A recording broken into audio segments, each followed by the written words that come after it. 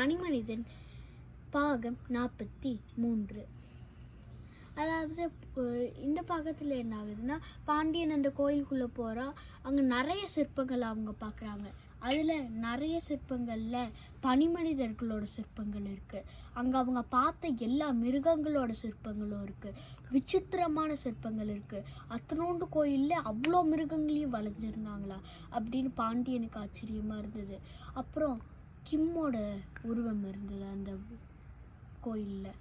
கிம்மோட உருவத்தை பார்த்துட்டு பாண்டியன் அதிர்ச்சி ஆகிறான். அது மட்டும் இல்லை, இன்னும் கொஞ்சம் பிளாக் தள்ளி போய் பார்த்தோன்னா கிம் ஒரு கிரீடம் சூட்டிக்கிட்டு இருக்க மாதிரி ஒரு இமேஜ் இருந்தது.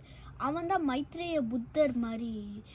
அங்கே நடந்தது எல்லாம், அதாவது தாமரை மலர் பிடிக்கிறதுலேருந்து எல்லாமே கிம் பண்ணது அங்கே ரெக்கார்ட் ஆகிருக்கு.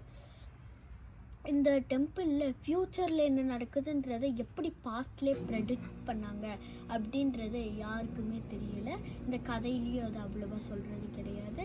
ஆனால் இது எல்லாமே கதையில் இருக்கிறது தான். அதாவது இது மாதிரி நிறைய பேர் ஞானம் அடைஞ்சு அவங்களுக்கு ஃப்யூச்சர் தெரியறது தான்.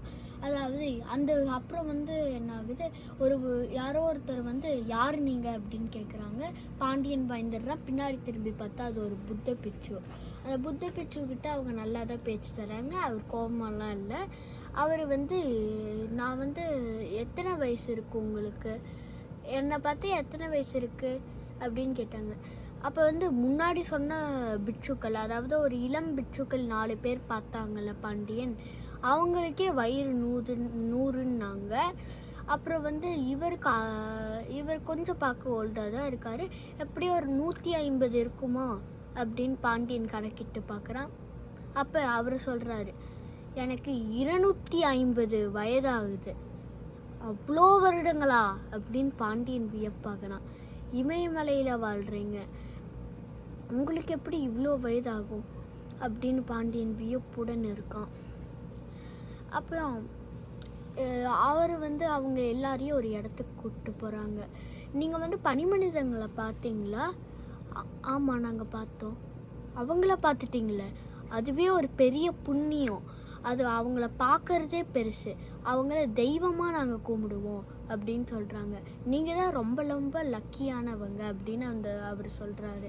அப்புறம் ஒரு பெரிய புத்தர் சிலைக்கு போகிறாங்க. அங்கே போன உடனே அவர் ஒரு பாட்டு பாட ஆரம்பிக்கிறாரு. தர்மத்தின் வடிவமான புத்தனே உனக்கு வணக்கம். நீ நேற்று இன்று நாளை என்று பிரிவுபடாதவன். நான் நீ அது இது என்று வேறுபடாதவன். கர்மம் இல்லாதவன், ஞானமே வடிவானவன், துயரங்கள் இல்லாதவன், தீமைகள் எதுவும் இல்லாதவன், மரம் செடி புல் பூண்டு புழு பூச்சி கிருமிகள் பறவைகள் மிருகங்கள் அனைத்துடனும் 2 கலந்தவன். மைத்ரேய வடிவமானவனே, மைத்ரேய புத்தனே, உன்னை 1000 முறை வணங்குகிறேன். பிறகு பாண்டியனும் டாக்டரும் தெரியாமல் படிச்சுட்டேன்.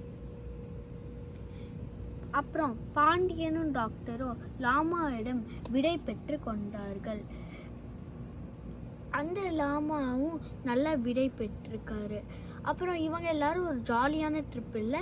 இதுக்கு மேலே என்ன பண்ணுறது அப்படின்னு தெரியலை. அப்புறம் டாக்டர் ஒன்று சொல்கிறாரு அவங்க போகிற வழியில், பாண்டியன், நம்ம இந்த உலகத்திலே அற்புதமான விஷயத்தை கண்டுபிடிச்சிருக்கோம். அதுதான் பனிமனிதர்கள். அப்புறம் அந்த காட்டில் நீங்களே பார்த்தீங்களா எத்தனை மிருகங்கள் இருந்ததுன்னு. ஆமாம் டாக்டர், இருந்தது. இதை நம்ம வெளியே சொல்லலாமா வேணாமா அப்படின்னு சொல்கிறாரு டாக்டர். பாண்டியன் கன்ஃபியூஸ் ஆகுறா. இதோட இந்த பகுதி முடியுது. நன்றி, வணக்கம்.